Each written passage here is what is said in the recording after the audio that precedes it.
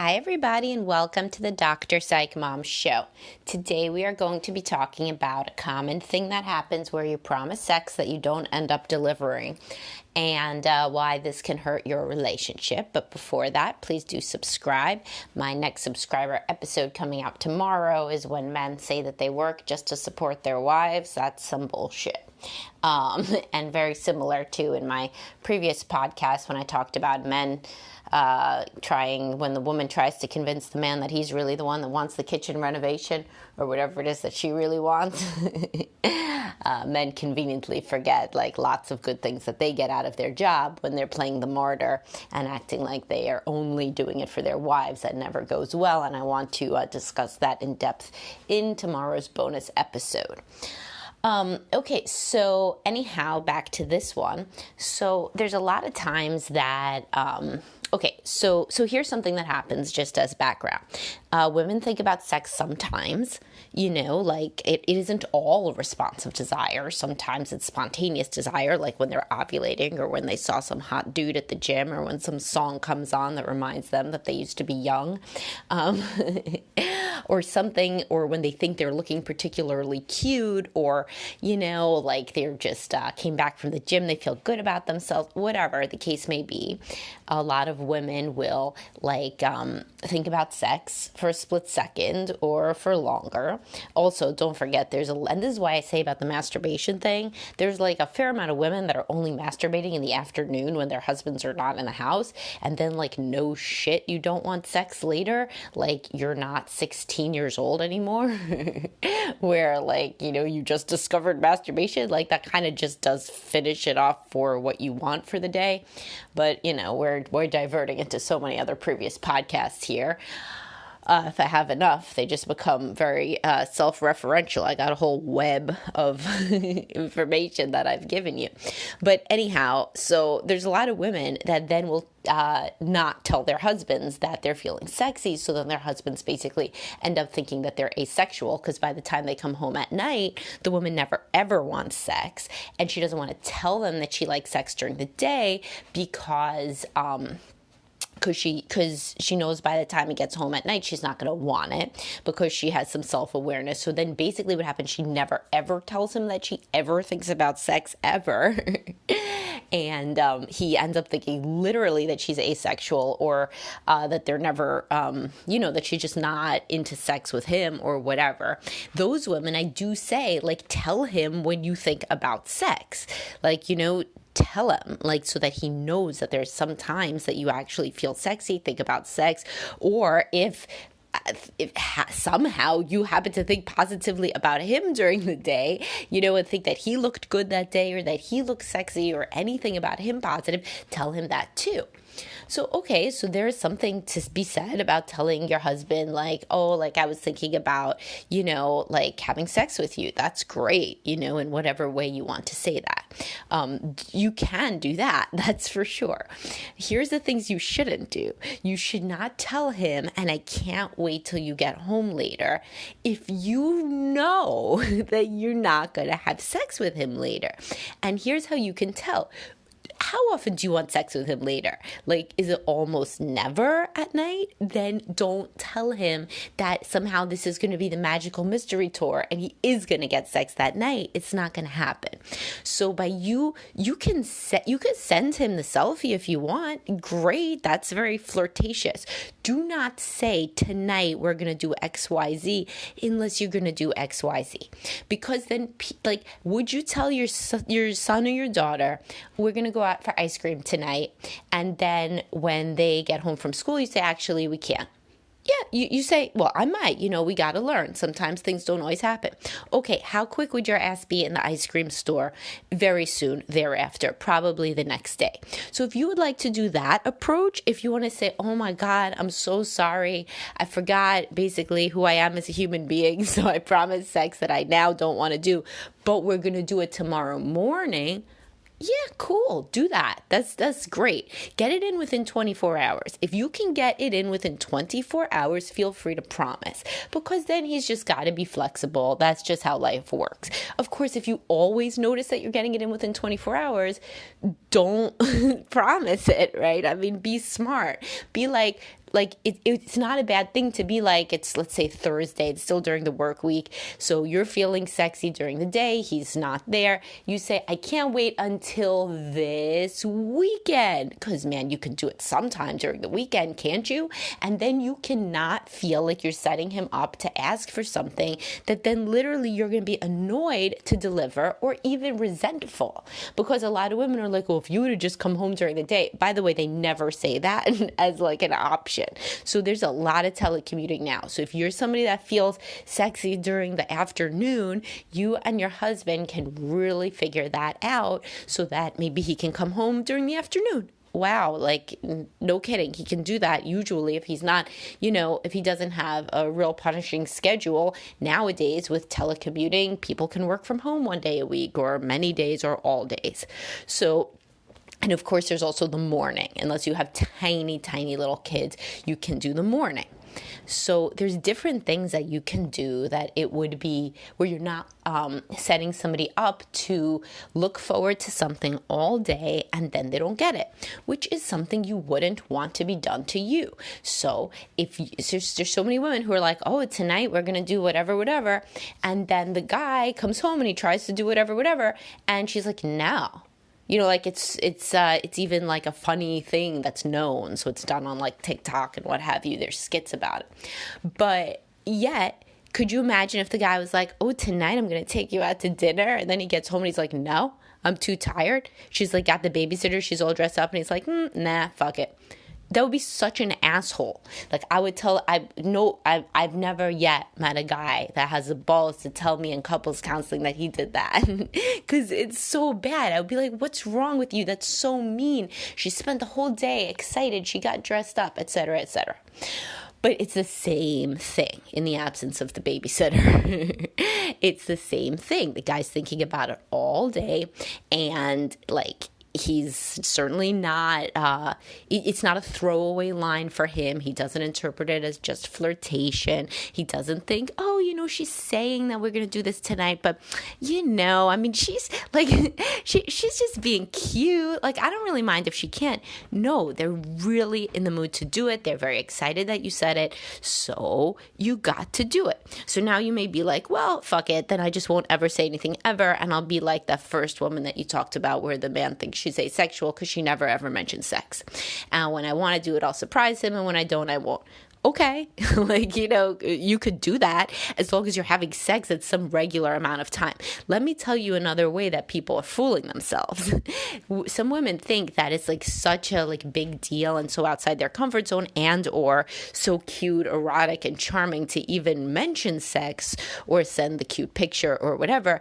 It almost like goes into their like bank of times they've had sex. It's almost like they don't differentiate. They're like, sex? Oh yeah, we have sex all the time, because like there was the one time we had sex in the past 2 weeks, and then there was like 3 times that I talked about it in text message.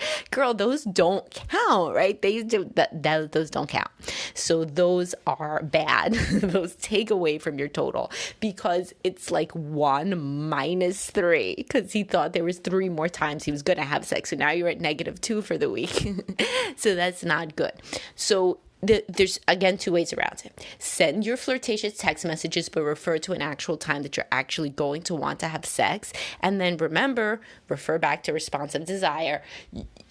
So let's say that you do have time on Saturday night to have sex. Try to have sex. Like, don't just be like, I'm tired, I'm not in the mood. No kidding. And the sky is blue.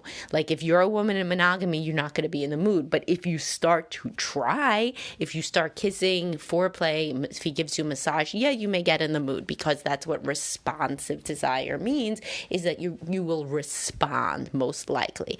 And if not, if you are just kissing and touching and you are falling asleep and you feel like shit, then yeah, if you're not married to a sociopath, he's not going to scream at you or something. I mean, it just doesn't happen. Will he be disappointed? Yeah. Is it the end of the world? No. But I'll tell you, most people in a marriage that is remotely loving and caring, if they are starting foreplay and they haven't had sex in a little while, their body will kick in and they can have somewhat of an enjoyable encounter.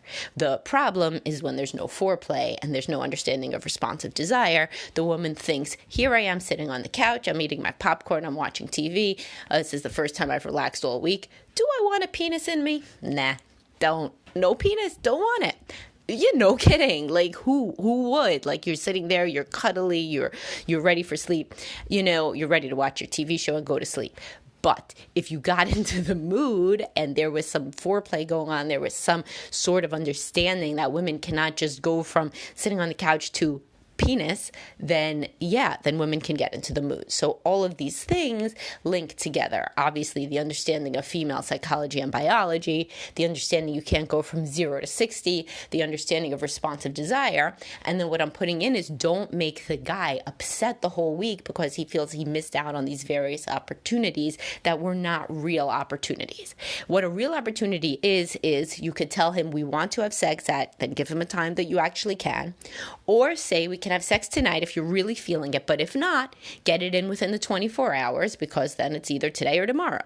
Nobody's going to be that much of disappointed about today or tomorrow. Sure, they'll be disappointed, but you know what? Life is filled with disappointments as an adult. That's a very small one, whether or not we have sex tonight or tomorrow night, assuming that it's good sex, or tomorrow morning, as I always say. Or try also to figure out your schedule based on when you're feeling sexual. If you're always only feeling sexual in the afternoon, then maybe there's something that could be done about that, particularly weekend afternoons, but certainly during the week, at least give the guy a chance, right, to accommodate that request. And also, no dismissing. This is really big. No dismissing or making fun or anything like that. So definitely don't be like, oh my God, you thought that we really would, but like, why? Like, I'm so tired now. Like, maybe if you had done more dishes this week. No, it has nothing to do with that. If it really does have to do with that, if you were feeling really horny during the day and then you looked at the dishes and you're not, give him this information because you will not see more dishes. Because if you're literally saying, I literally was going to have sex with you, and then I could not because at 4 p.m. I texted you that I want to have sex. Then at 4:01 I looked at the dishes. There was somehow so many dishes that from 4:01 to 5 p.m. when you walked in the door and somehow our children, we could just freeze frame them and potentially have sex, which is obviously could not happen anyway. So you see how ridiculous this whole thing is as I'm going. But anyway, between 4:01 and 5 p.m., I was doing dishes because there was somehow 59 minutes worth of dishes.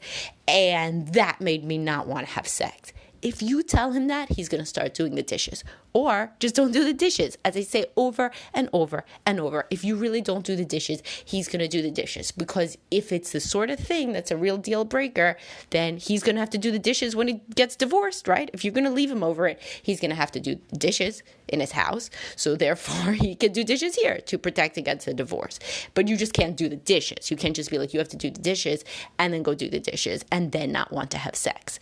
If there is a real thing, a specific thing, a chore, a something blocking you from having sex. Also, by the way, if this is so bad, you wouldn't be offering it to begin with when you're actually in the mood. So that's why it has a lot to do with the interaction of time. There's a lot of women who are a lot more resentful at night when they're tired anyway, and the resentment can get them out of having sex. Whereas in the morning or afternoon, if they actually want to have sex, they want to have sex irrespective of the dishes. So you should figure out which one of these people you are. You want to be really honest with yourself. You know, if you're just really exhausted and never in the mood at night, you may be bringing things up that are not as big of a problem as you act like because you want to get out of having sex because you feel so exhausted, which I totally get, but the goal is to be completely honest with yourself. Anyway, hopefully this gave you a lot to think about. The main takeaways are it's definitely good to talk about sexy stuff. That's great, but do not make a specific promise that you have no intent on delivering. And if you do that, try to be flexible and accommodate, the promise that you gave, the same as you would with your children or with anybody else. Like with your boss, if you're like, yeah, I'm going to get that report in by Tuesday. Let's say your kid is sick on Tuesday. So you're not going to say, you know what, fuck the report. I don't like you anyway. You don't do dishes. You're going to say, I'll get it to you tomorrow. Or I'll get it to you by the end of the week in a situation where there's some real big issue, like your child is on, some nebulizer. Like, I cannot leave this child that is having this thing, but I will get it to you by Friday. You wouldn't be like, oh, my child is not doing well, so I will never get this to you ever. Fuck you. That just wouldn't happen.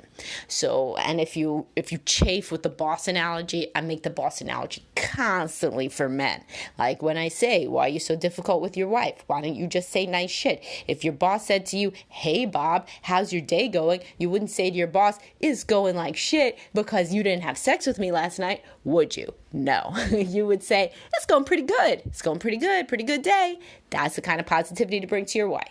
So either way, I make the boss analogy frequently because this is just the best analogy for the person with whom people are generally on their A game. Unfortunately, that is not usually people's spouse, although it should be.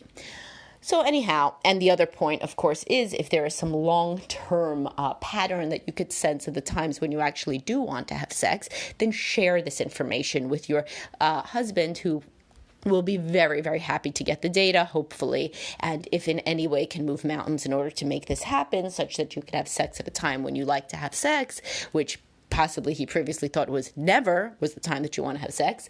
If he gets information that there is such a time, then he may really move mountains in order to be present for that time. And just as a tiny little aside, if that time is the afternoon and then that's your alone time with the vibrator, think about it. Like, let's just be reasonable. Right? If your husband jerked off at 3 p.m., do you think he would want to be on his A game with you, pursuing you at 6 p.m.? No. How are you any different? I mean, really. And this is not unusual, by the way, for anybody listening, for women to have a masturbation routine that does not include the husband, and then they don't barely have sex, certainly not at the level that they would if she wasn't getting rid of this need and desire on her own. So that's just the truth about how bodies work, specifically within monogamy, where you need all the help with excitement that you can get. All right, so I'll talk to everybody soon and have a great day, guys.